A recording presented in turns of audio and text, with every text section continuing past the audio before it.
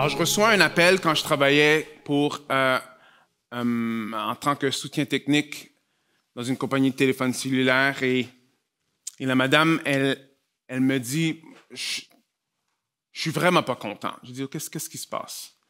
Je suis allé au magasin, j'ai acheté un téléphone. On m'a dit, tout ce que j'ai à faire, c'est de le sortir de la boîte et tout va fonctionner, j'ai rien à faire. Alors, pour ceux qui ont des téléphones cellulaires aujourd'hui, peut-être que vous n'allez pas complètement comprendre, mais au début, les téléphones cellulaires, ils avaient des batteries. Alors, il fallait mettre la batterie pour que le téléphone cellulaire fonctionne. Est-ce qu'il y en a qui se rappellent de ça? OK, good. OK, je ne parle pas juste dans les airs. OK, good. Alors là, bon, je passe plusieurs minutes en train de voir qu'est-ce qui pourrait se passer avec son téléphone, mais après, finalement, je dis, mais est-ce que tu as mis la batterie? Mais c'est quoi ça, la batterie? J'ai dit, bon, est-ce que tu vois une petite affaire noire qui est dans la boîte? Elle dit, oui. Alors, il faut que tu le mettes sur le téléphone. Elle dit, ah! Après, elle le met sur le téléphone. Ça ne fonctionne toujours pas. Après, je dis, OK. Il y a un bouton qui dit on. Est-ce que tu peux peser ce bouton-là? Après, on, démarrer. Ah, là, ça fonctionne. Alors, elle a acheté le téléphone. On lui a dit qu'elle n'avait rien à faire. Elle est rentrée à la maison. Après, elle a vu comme finalement, elle avait des affaires à faire. Right? Alors, on a vu jusqu'à date que Dieu est à l'œuvre dans toute situation. On a vu que Dieu est à l'œuvre dans un monde pécheur à travers des pécheurs. On a aussi vu que Dieu est à l'œuvre même quand ça ne fait pas du sens. Mais est-ce que parce que Dieu est à l'œuvre, nous, on n'a aucune responsabilité face à son œuvre? Est-ce que parce que Dieu est à l'œuvre, nous, on n'a rien à faire, on n'a pas à participer dans ce qu'il est en train de faire? Right? Alors, c'est ça qu'on va voir aujourd'hui. On va voir que nous, on a une participation à faire. On a une responsabilité, nous, en tant qu'humains, de répondre à l'œuvre que Dieu est en train de faire. De la même façon que la madame avait la responsabilité de mettre la batterie et de peser on, nous, on a la responsabilité de répondre à ce que Dieu est en train de faire. OK? Juste un petit recap. Alors, on a vu le roi Xerxès, un gars qui est super hot, hein? On l'aime bien. Un vantard, peut-être fanfaron, plein d'orgueil, right? Après, on a vu que les Juifs étaient dans un pays étranger, dans une terre étrangère. Le système avait des valeurs qui sont pas comme leurs valeurs. Et maintenant, on est rendu à la partie de l'histoire où est-ce que la vie des Juifs sont en danger. Right? Alors, on a Mardoché que lui, il va sauver la vie du roi. Et finalement, en sauvant la vie du roi, il réalise que bon, maintenant, le roi vient juste de passer une loi qui va faire en sorte que tout mon peuple va être exterminé. C'est là qu'on est rendu. On va commencer Esther 4, 1 à 3. Alors, lorsque Mardoché apprit tout ce qui s'était passé, il déchira ses vêtements, se couvrit d'un habit de toile de sac et répandit la cendre sur lui. C'est ainsi qu'il parcourut la ville en poussant des grands cris de douleur. Puis il alla jusque devant la porte du palais impérial, par laquelle personne n'avait le droit d'entrer revêtu d'un habit de toile de sac. Dans chaque province, à mesure qu'y parvenait l'ordonnance et le décret de l'empereur, c'était comme un deuil qui frappait les Juifs. Ils se mettaient à jeûner, à pleurer, à pousser des cris. Beaucoup se couchaient sur des toiles de sac et de cendres. Alors, on est dans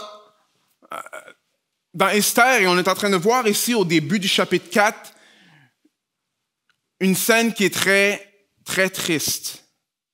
Ce qu'on voit ici, c'est qu'on voit que Mardoché est dans un sac de toile et il y a des cendres sur lui. C'est quoi ça? Bon, c'est une façon de montrer le malheur qu'ils ont en dedans d'eux, la tristesse qu'ils ont en dedans d'eux. Pourquoi? Parce que là, il a réalisé que genre, OK, bon, là, les Juifs, ils vont tous être exterminés et ça, c'est vraiment, vraiment affreux. Alors, eux, qu'est-ce qu'ils faisaient? Bon, dans le temps, c'est ça qu'ils faisaient. Ils mettaient un sac, c'est comme un genre de sac de toile. Ils mettaient une ceinture autour de ça et ils mettaient des cendres sur eux. Le plus de cendres que tu mets sur toi, ça montre à quel point que tu es triste, Mais il y a une chose qu'il faut comprendre, mais pourquoi est-ce qu'ils étaient aussi tristes que ça? Est-ce que c'est juste à cause que le monde allait mourir? En partie, oui. Mais ce qu'il faut comprendre, qu'en exil, les Juifs étaient quand même, malgré le climat, ils étaient quand même bien. Alors Mardochée, lui, il a été engagé pour travailler pour le roi, dans le gouvernement du roi. Ils étaient bien installés. Si vous vous rappelez, Esdras, lui, il était retourné à Jérusalem et il avait demandé aux Juifs de retourner en Israël. Mais il y en a qui sont restés. Pourquoi? Parce que leur vie était établie. J'ai une bonne job. C'est vrai que c'est pas comme chez moi, mais quand même, ça va bien. Mais maintenant, ils risquent de tout perdre, de perdre tout au complet. Si vous vous rappelez les 10 Damans, juste pour se rappeler, ça va dire ceci. Alors, les lettres furent portées par les coureurs dans toutes les provinces de l'Empire pour ordonner de quoi? De massacrer, de tuer, d'exterminer les Juifs, jeunes et vieux, enfants et femmes. En un seul jour, à savoir le 13e jour du 12e mois, qui est le mois d'Adar, et de piller leurs biens. Alors, non seulement qu'ils allaient perdre tout ce qu'ils avaient, mais non seulement ça, ils allaient perdre leur vie, pas seulement leur vie, mais la vie de leur famille et de leurs enfants. Alors, c'est pour ça qu'on est en train de voir une situation où est-ce qu'il y a un deuil assez intense. Alors, la réalité des choses, si on y pense vraiment, c'est que les choses peuvent toujours changer au jour au lendemain dans nos vies. Alors, ceux qui étaient à Suse, ils vivaient d'une certaine façon. Et au jour au lendemain, à cause de Haman, leur vie est complètement chambardée. Je pense que c'est un principe que nous, on peut tirer nous-mêmes pour la vie. Pourquoi? Parce que notre vie peut changer au jour au lendemain. D'aujourd'hui à demain, tout peut changer. Je me rappelle regarder un film avec mes enfants sur le génocide du Rwanda et ça me frappe les images de avant le génocide. Le monde, ils vont faire les épiceries, ils disent bonjour à leurs voisins, comme s'il n'y aura pas de génocide le lendemain. Mais souvent, c'est comme ça que les malheurs arrivent. C'est pas qu'on prévoit le malheur. Le malheur arrive au jour au lendemain. Ou les tsunamis. Right? Le monde continue à aller à la plage. C'est vrai que maintenant que je sais comment un tsunami fonctionne, je ne serai pas une des personnes qui va aller voir où est-ce que la vague est allée jusqu'au fond, là, parce qu'on peut voir des vidéos comme ça, où est-ce que le monde, bon, il n'y a plus d'eau, allons voir où est-ce que l'eau est rendue. Pas très intelligent.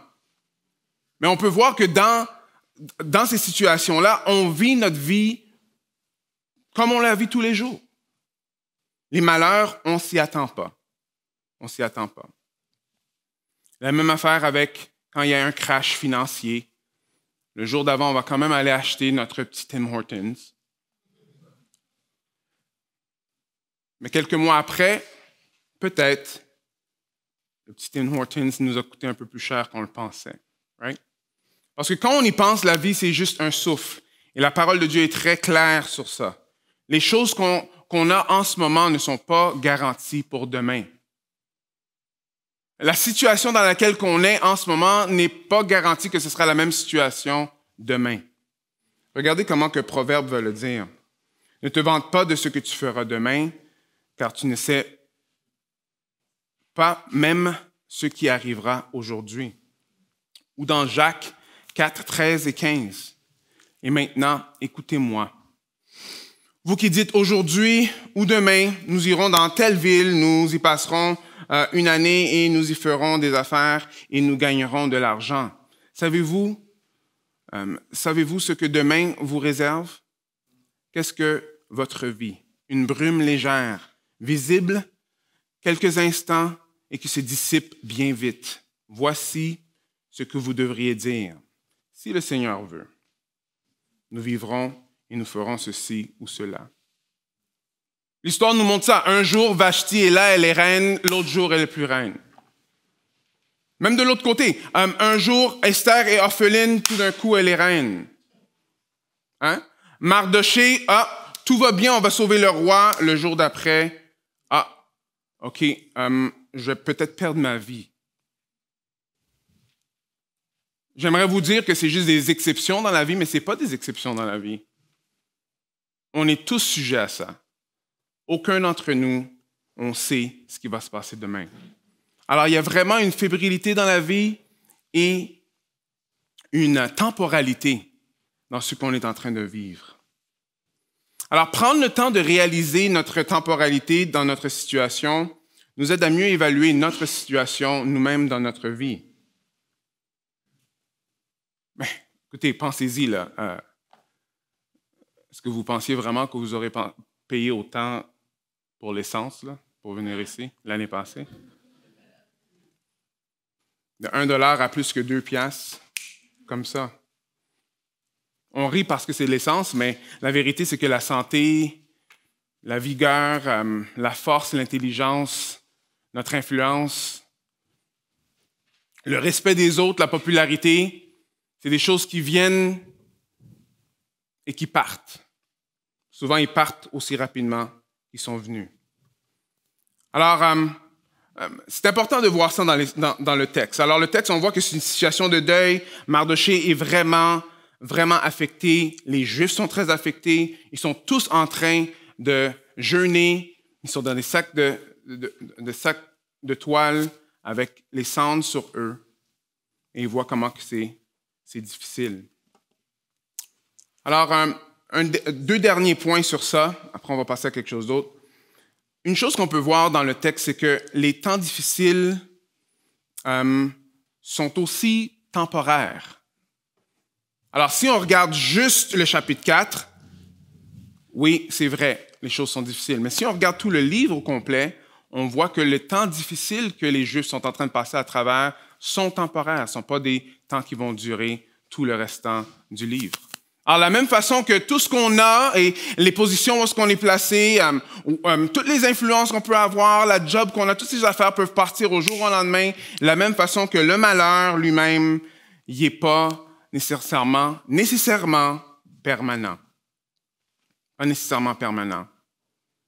Regardez ce qui se passe à la fin d'Esther. Alors, pour les Juifs, ce fut un jour lumineux, un jour de bonheur, de joie et de gloire. Pourquoi? Parce que Dieu a renversé la situation.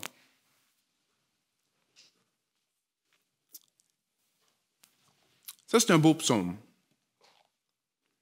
Car sa colère dure un instant, mais sa grâce toute la vie. Le soir arrive, les pleurs, mais le matin, l'allégresse. Regardez un peu ce que ça veut dire dans Psaume 107, 28 et 30. Dans leur détresse, ils ont crié à l'Éternel, et il les délivra de leur angoisse. Il réduit la tempête au silence. Il apaisa la furie des vagues.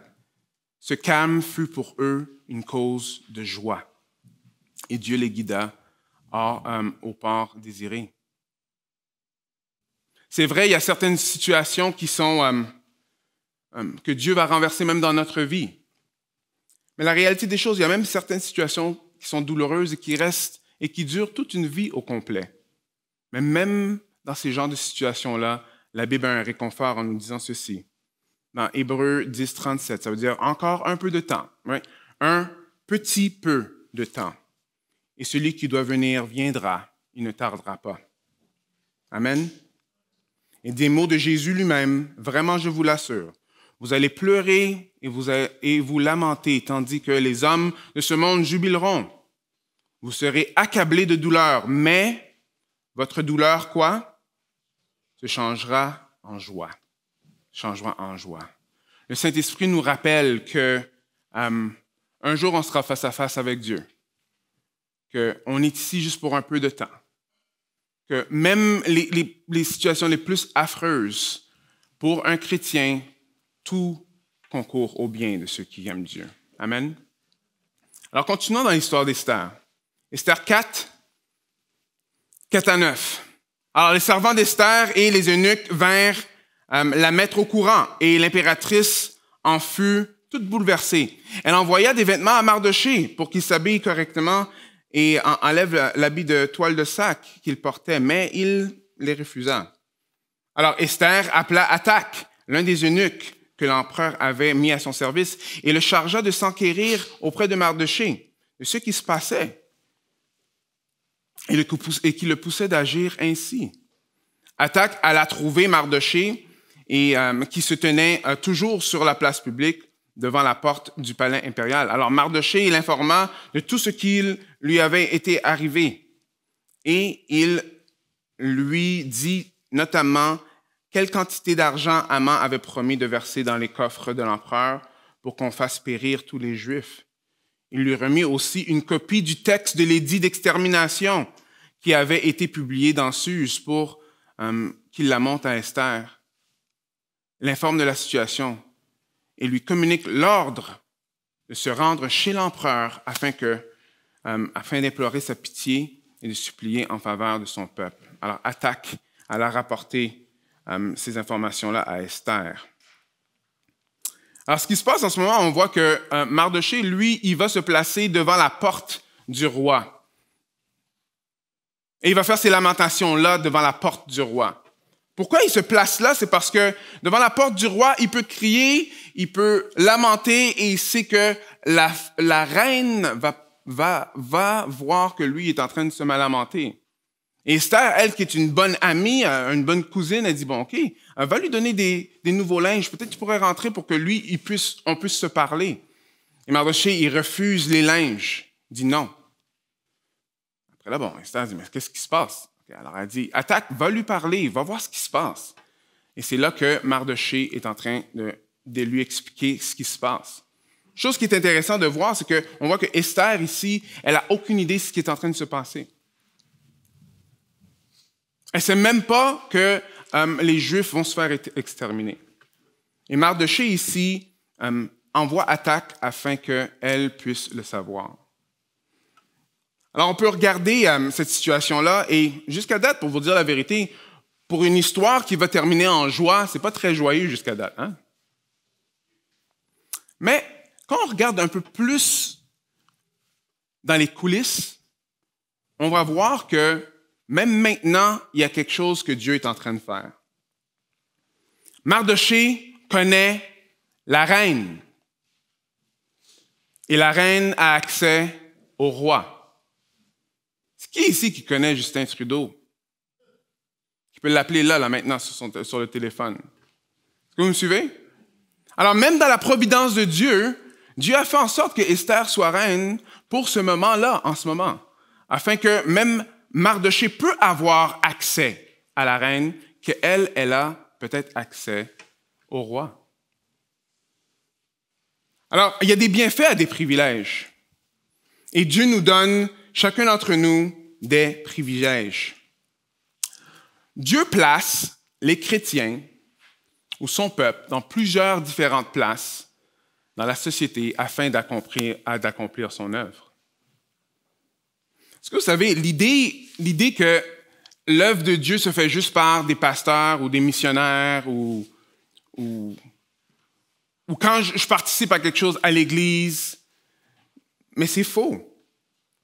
C'est pas juste comme ça que Dieu fonctionne. Oui, il va utiliser ces personnes-là aussi, mais c'est son peuple qui sont des disciples, c'est son peuple qui sont là pour être des témoins. Toutes les personnes de son peuple. Pensez-y, regardez, Néhémie, il ne faisait pas partie du clergé, pourtant lui est allé rebâtir les murailles à Jérusalem. On a Daniel, lui aussi, il ne faisait pas partie du clergé, mais lui, il faisait partie des entourages de Nebuchadnezzar. On a Joseph, encore Joseph. Lui, il a sauvé non seulement la vie des Égyptiens, mais aussi la vie de sa famille, qu'éventuellement, c'est de là que toutes les 12 tribus sortent. Encore lui, il ne faisait pas partie du clergé non plus. C'était un gouverneur qui était intelligent pour que le peuple puisse passer à travers une famine. Est-ce que vous voyez? Dieu, il place son peuple dans plusieurs différentes situations afin d'accomplir son œuvre.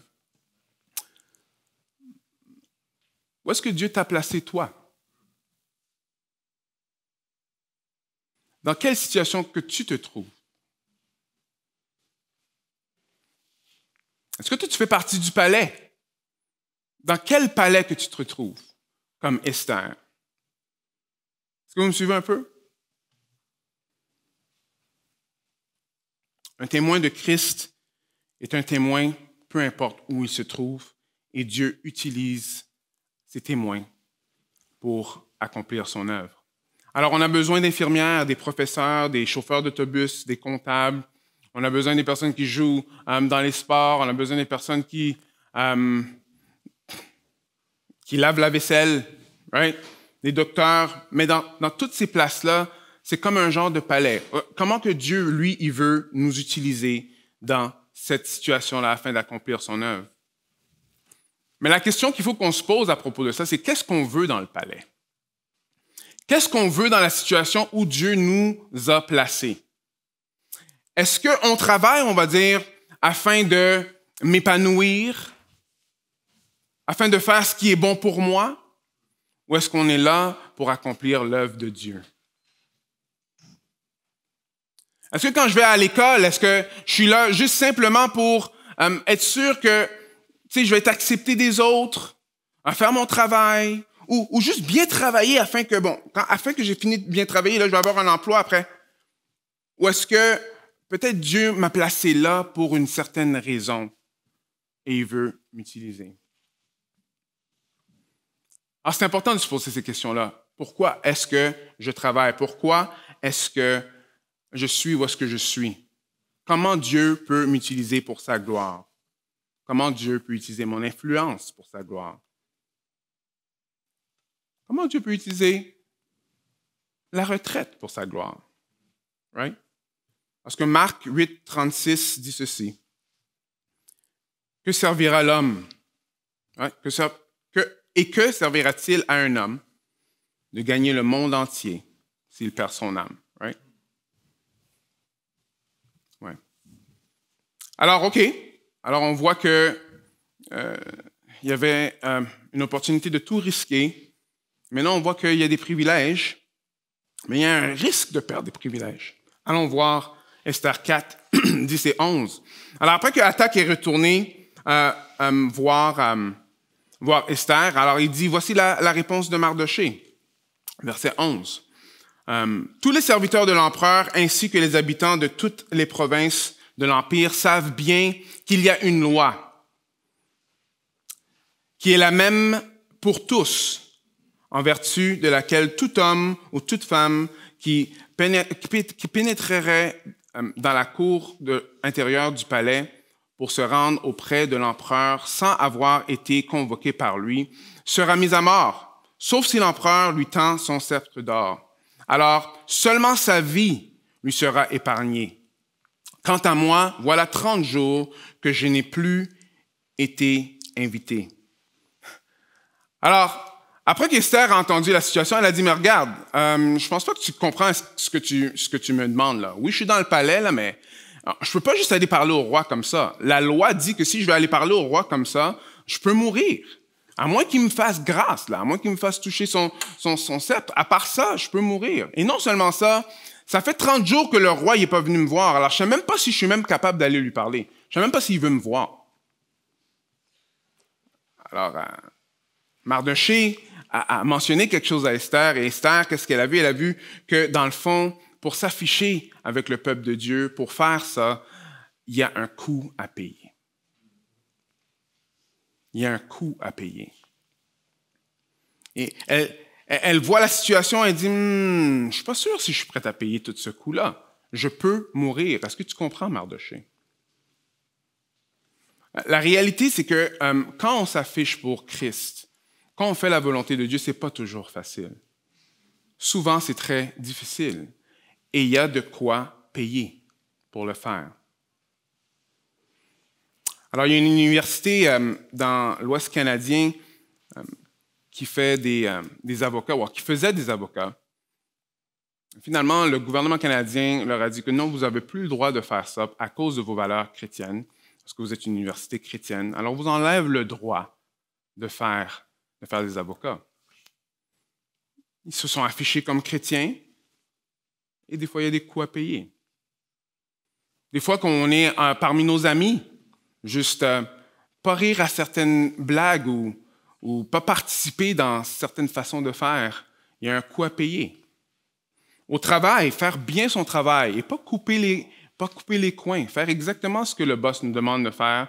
Des fois, ça va faire en sorte que ceux qui sont autour de nous, qui ne font pas la même chose, ne vont pas nous traiter très bien. Des fois, il y a un coût à payer, n'est-ce pas? Mais regardez comment que Mardochée a répondu. Il leur dit, alors lorsqu'on a rapporté à Mardochée les paroles d'Esther, il lui fit répondre, « Ne t'imagine pas qu'étant dans le palais impérial, tu seras épargné à la différence de tous les Juifs. Alors, bien au contraire, car si tu persistes à garder le silence dans les circonstances présentes, le salut et la délivrance viendront d'ailleurs pour les Juifs, alors que toi et ta famille vous périrez. D'ailleurs, qui sait si ce n'est pas en vue de telles circonstances que tu es devenue impératrice. » Right? Alors Esther fit porter cette réponse à Mardochée, « Va rassembler tous les Juifs qui se trouvent à Suse. Jeûnez pour moi, sans manger ni boire, pendant 3 jours et 3 nuits. J'observerai de mon côté le même jeûne avec mes servantes. Ensuite, je me rendrai chez l'empereur. Et si je dois mourir, je mourrai. » Et Mardochée partit et fit ce que Esther lui avait commandé. Qu'est-ce qu'on voit ici? C'est intéressant. Alors, Esther avait une certaine façon de voir et Mardochée, par la grâce de Dieu, a changé la perspective de Esther. Qu'est-ce qu'il lui a dit? Il lui a dit, tu sais, ce que toi tu veux t'attacher là, ton privilège que tu as dans le palais en ce moment, c'est pas aussi sûr que tu penses que c'est. Tu penses qu'en restant en silence, ça veut dire que toi, tu vas être épargné? Non, tu es comme nous. Alors, quand l'édit va tomber, toi aussi, tu vas mourir, toi et ta famille. Vous voyez? Il a donné une autre perspective. Et je pense que souvent, nous, on a besoin d'une autre perspective de voir, bon, le privilège qu'on a, où est-ce qu'on se trouve, c'est pourquoi. Alors oui, on voit que Dieu est en contrôle, parce que Dieu a placé Esther comme reine. Il a placé Mardochée dans les environs du roi. Et elle a le pouvoir d'aller parler au roi. Par contre, elle a la responsabilité en ce moment de faire confiance à Dieu. Elle a une opportunité de servir Dieu. Elle a une opportunité de s'identifier à son peuple, même si ça veut dire qu'elle peut perdre sa vie.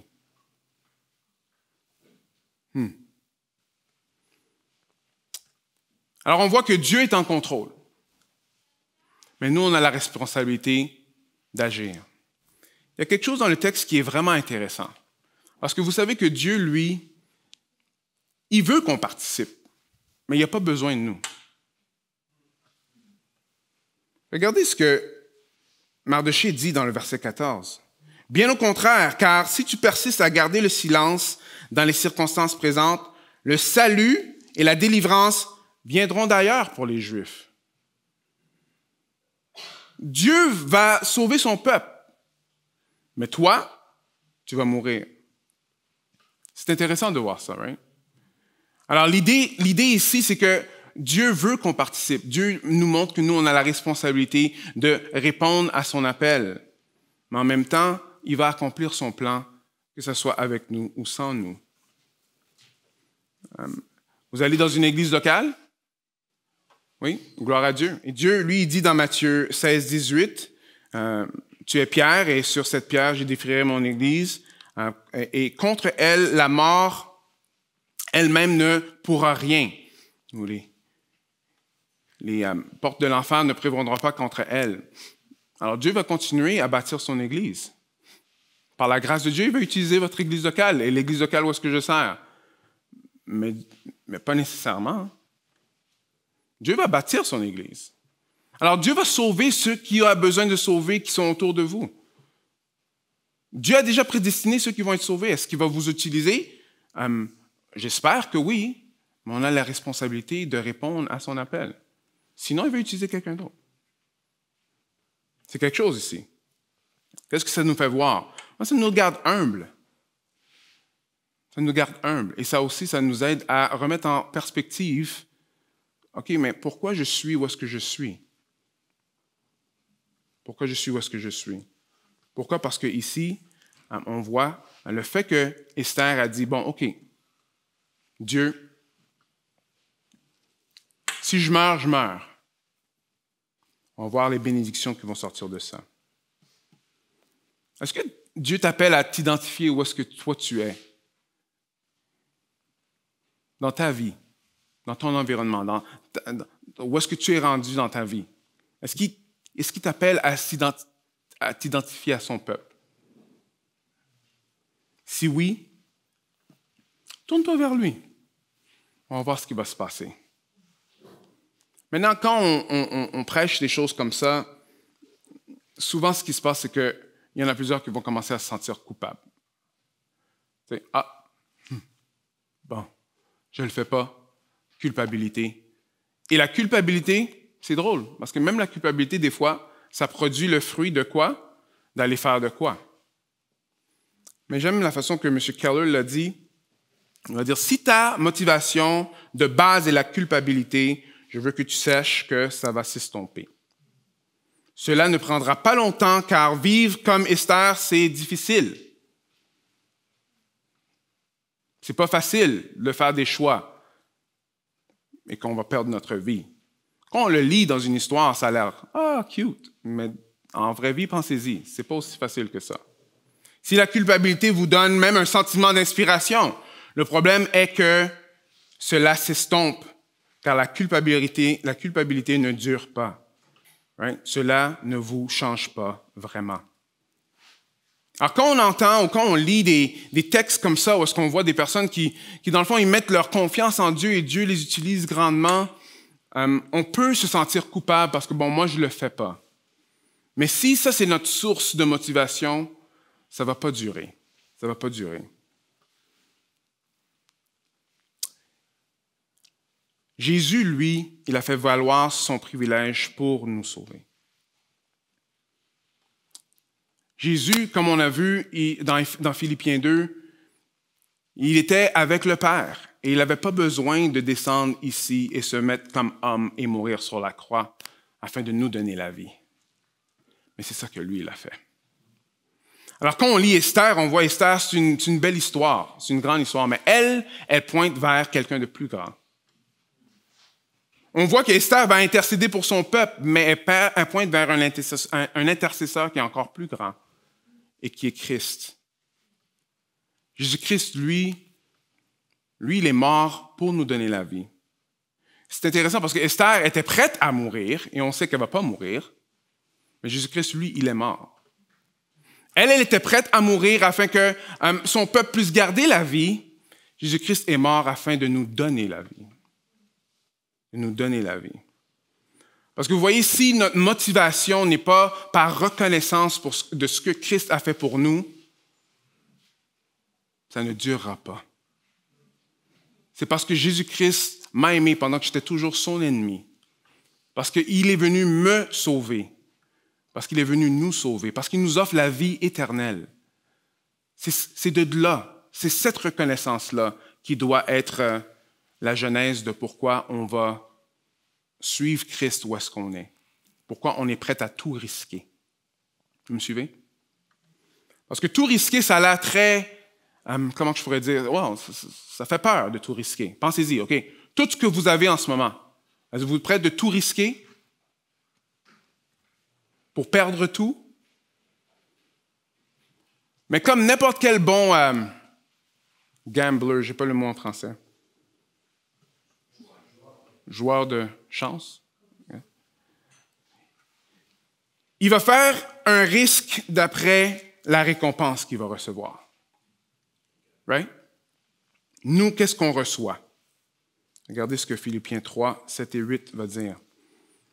Paul, lui, il a reçu Christ, alors il va dire ceci. Toutes ces choses constituaient à mes yeux un gain, mais à cause du Christ, je les considère désormais comme une perte. Regardez, je vais même plus loin. Tout ce en quoi pourrais-je me confier, je les considère comme une perte à cause de ce bien suprême, la connaissance de Jésus-Christ, mon Seigneur.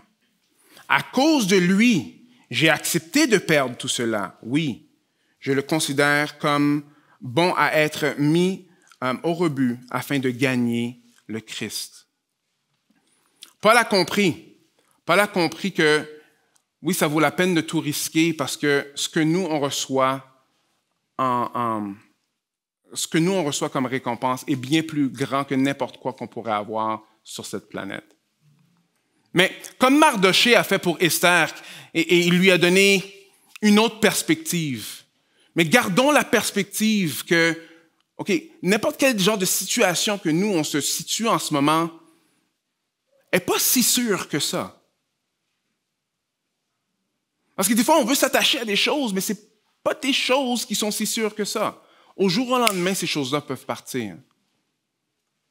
Vous savez, l'amour de Christ ne partira jamais. Et connaître Christ comme mon Seigneur et mon Sauveur, c'est pour l'éternité. Alors, je ne sais pas où est-ce que vous vous trouvez en ce moment, je ne sais pas ce qui se passe dans votre vie, je ne sais pas si vous savez que Dieu veut que je m'affiche où est-ce que je suis. Right?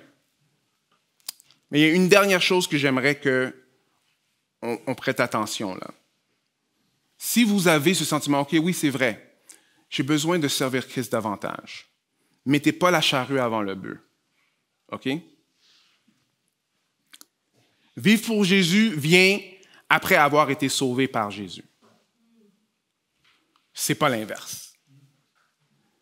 On vit pour Jésus parce qu'on a goûté la grâce de Christ. Ce n'est pas l'inverse. Prions ensemble. Seigneur, merci Seigneur qu'on voit dans le texte, Seigneur, comment que non seulement on voit que tu pourvois, Seigneur, on voit notre responsabilité, Seigneur. Et merci, Seigneur, que la responsabilité que tu nous donnes, Seigneur, tu nous demandes de l'ancrer en ce que toi, tu nous donnes déjà, Seigneur. Seigneur, pour tous ceux qui te connaissent, je te prie de faire monter en nous le désir de te connaître davantage. Seigneur, je te prie que tu puisses faire en sorte que tu deviens le trésor de nos yeux, que notre cœur puisse être pointé vers toi qui est notre trésor. Je te prie, Seigneur, pour les trésors qui sont autour de nous, qui sont présentés sur la terre, qu'on puisse les voir pour leur juste valeur, des choses temporaires qui passent. Pour ceux qui ne te connaissent pas, je te prie aussi, Seigneur, de parler à leur cœur, parler à nos cœurs, afin qu'on puisse voir à quel point que les choses de la vie sont éphémères, mais que toi, tu dures éternellement. On a besoin de ta grâce, Seigneur. Merci, Seigneur, que ça vaut la peine de tout risquer pour toi, parce que toi, tu as tout risqué pour nous. Je prie ça en ton nom, Jésus. Amen.